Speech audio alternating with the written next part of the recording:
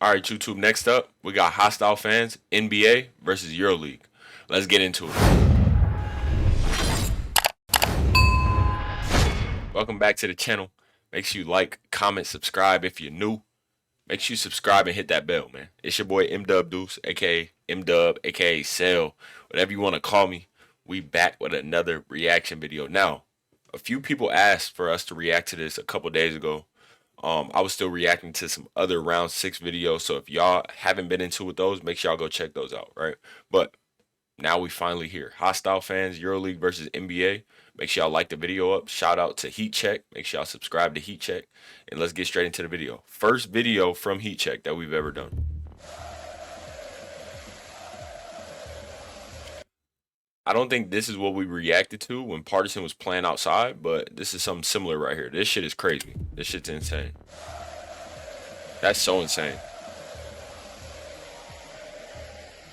Like insane. Like fire.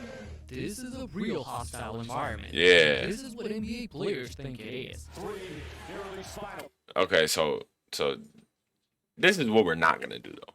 That is a hostile environment, yes.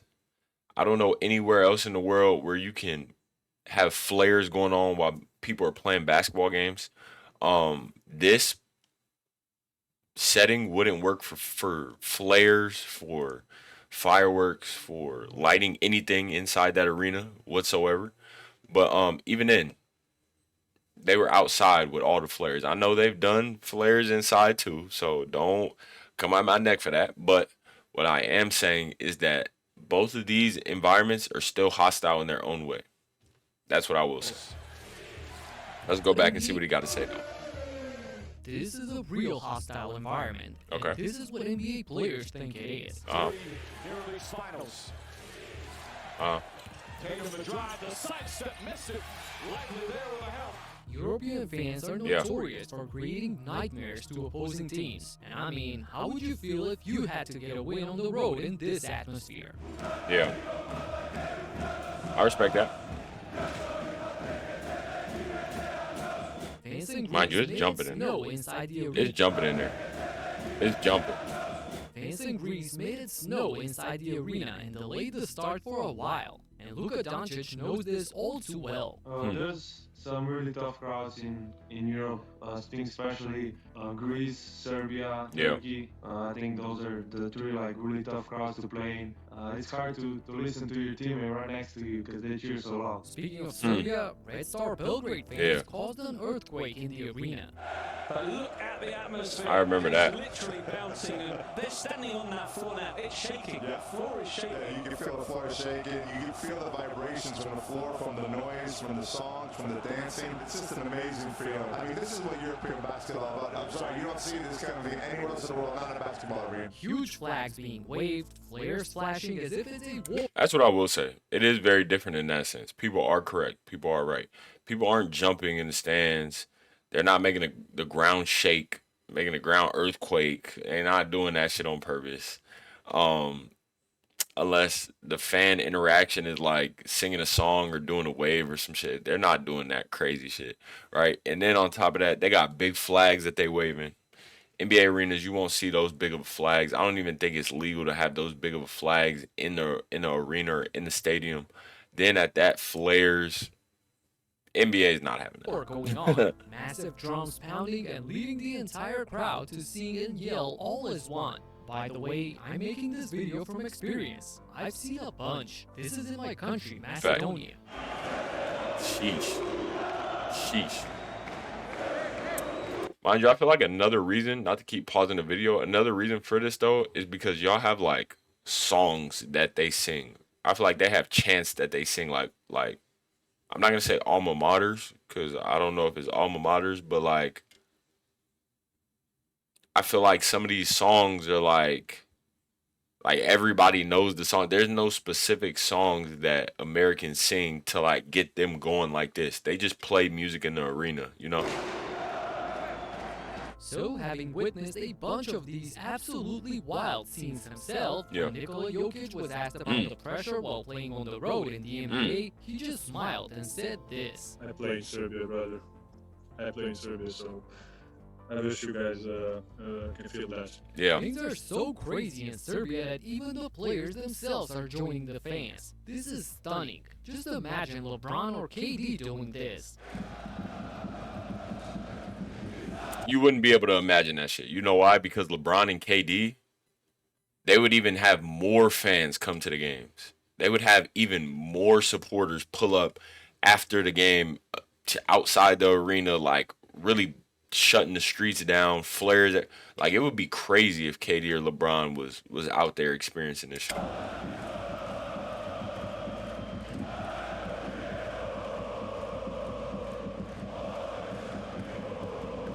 Insane. Actually, Kevin Durant witnessed the madness firsthand when he attended the Euroleague Final Four tournament. Okay. Yes, sir. Remains on the clock, and the officials are going to have to get a hold of this one. But even though, in all probability, the game was over. Ooh. Ooh. Yeah. And I was shocked to find out that all of this chaos was just fans welcoming Evan Fournier to the team. That's what I'm saying. They got like, let me keep going.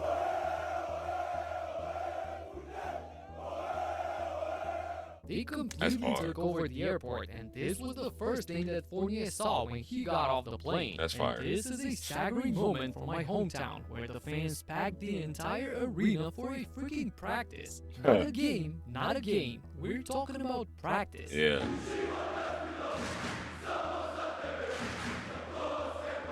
This is my last thing I'm gonna say. I feel like these people are not taking any opportunities for granted. I feel like, obviously, in the NBA, they don't have open practices, so like the fans can't pull up to support a practice. But like this shows just like how much passion and how much the fans care about, number one, where they're from, but number two, about their basketball team. Because it's so many supporters like in these states, talking from my perspective, in these states, it's so many supporters that like it's never really even thought of to pull up to the practice. It's just the game is going to be on this day. We're going to support in this way on this day once we get to the arena, whatever the case is, right? But you got real fans, thousands of fans pulling up to the practice because they're so excited about their team getting ready for the season or about their team playing in a couple days or whatever the case is. This immeasurable passion and love for the game is probably why Luka admitted that he watches way more EuroLeague games than the NBA. I watch some NBA games, but I was, I watch more EuroLeague than NBA. But if it's a really good game and it's on TV, I'll watch it. And one-off spectacles like this exhibition game played in Belgrade under open sky are just flat-out stunning. Man. Yeah. They got it for that one. Just recently in Greece, there was a game being played at a historical venue, the stage of the first modern Olympics. So with more than 40,000 fans watching, this of course was... Yeesh. That, I've never seen this one. I seen the partisan, the Belgrade one, where they was popping all the flares and the fireworks, the one that he just showed. But this one, I did not see this. A historic night in Athens with a modern record of 42,000 fans. If you have enough seats, people are gonna fill up the seats, especially in the EuroLeague. They gonna fill up those seats if you got enough seats. Like, that's just what it is. No matter where they're coming from. 40,000 fans watching. This crazy. Of course was a phenomenal sight. Speaking of that, one thing you always see in the stands for EuroLeague games are these amazing choreographies that fan groups come up with. Fact. It usually means something and sends a message to the opponents. But there are also examples like this one. Partisan supporters paying respect to their coach, Željko Obradović. So when you see all of this, that's OD right there. That was OD. along with the shirtless fans screaming till their face turns red, you see the arena shaking, and of course the flares lighting up, and compare that to an NBA game. It looks shockingly different. Tristan Thompson finds James. A lot of thunderous dunks here.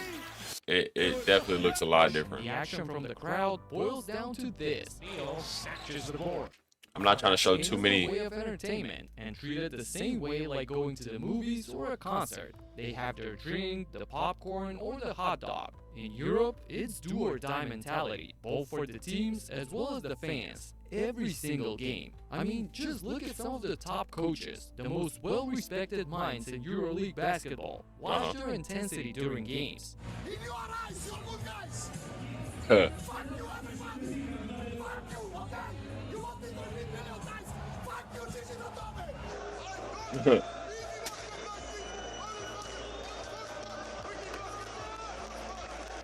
They're a quality team. What the fuck is this, man? At the end of March, go 2 steps into the passing lane. 2 steps into the passing lane. What'd you say? What'd you say? Shut up. What do you want, Professor? Now you ask me what to play, huh? So all the life, you wait for me. Okay, all the life, any all of you. You don't have this in the NBA. One, because they just don't function like that, but two, and possibly more important, because there's no way you yell like this to the franchise superstar that's worth $200 million. Yes, that is correct and incorrect. Michael Jordan was getting yelled at. Kobe was getting yelled at. Shaq was getting yelled at. So I feel like it's really just a different time. But what I will say is though, and the reason why we can't discredit NBA talent is because at the same time, like right, while we call the NBA soft, or at the same time, or while y'all call the NBA soft, or at the same time while y'all try to discredit the NBA, like you got to think about it when an import comes from the NBA to the EuroLeague, they usually dominate. Sometimes they don't dominate. Most of the times they want to prove themselves. So, like for example, Kendrick Nunn. Right now, I'm speaking for right now. Trey Lyles, Jeff Doughton. Who else? Brissett, Lonnie Walker. Shout out to my guy Rich.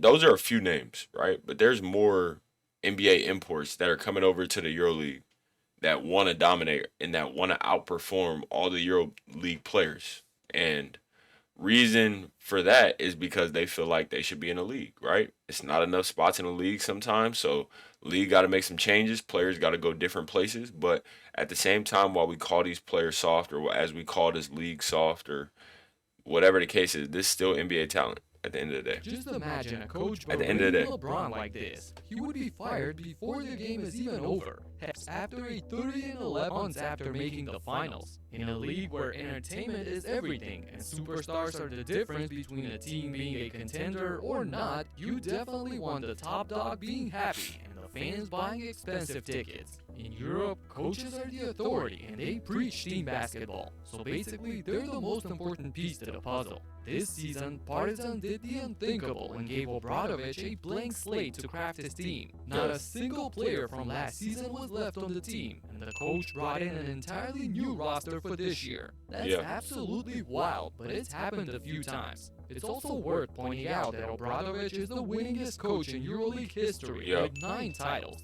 So whatever reputation Greg Popovich holds in the NBA, Zeko doubles that. So this trust is well deserved. For sure. But we can use Steve Kerr for an example. Steve Kerr, he was an NBA champion without coaching, right? And then double back, he ended up being Steph's head coach. Now, for example, if Steph would have had a bad season, or if Steph did have a bad season, or whatever the case was where they didn't win the championship or whatever, if Steve Kerr would have blew that team up, or if Steve Kerr would have made some huge changes to that team, I mean, that's changing history on who Steph Curry is as a Golden State Warrior. You get what I'm saying? So, like, if we think about it, like, sometimes in the NBA, yes, coaches can make changes, but, like, it'd be kind of difficult. because it could bite you in the ass. That's all I'm going to say. It could definitely bite you in the ass. If you've never watched the Euroleague, this season is the perfect time to tune in, as there are going to be almost 100 former NBA players suiting up. Yes, sir. I actually started a brand new channel focused solely on the Euroleague, so check out the first video of the wildest game winners in Europe, headlined by young Luka Doncic during his time in Real Madrid. Okay. Click this video and subscribe to the channel. All right, bet. Make sure y'all subscribe. Once again, to Heat Check. He just dropped another channel, so make sure y'all subscribe to Heat Check Euroleague. All right, make sure y'all subscribe to me. Make sure y'all like, comment, subscribe. I want y'all to know that I appreciate y'all no matter what's going on. I appreciate y'all. That's all I wanted y'all to know. This is Monday, so make sure y'all have a good day today. I will see y'all very soon. Peace.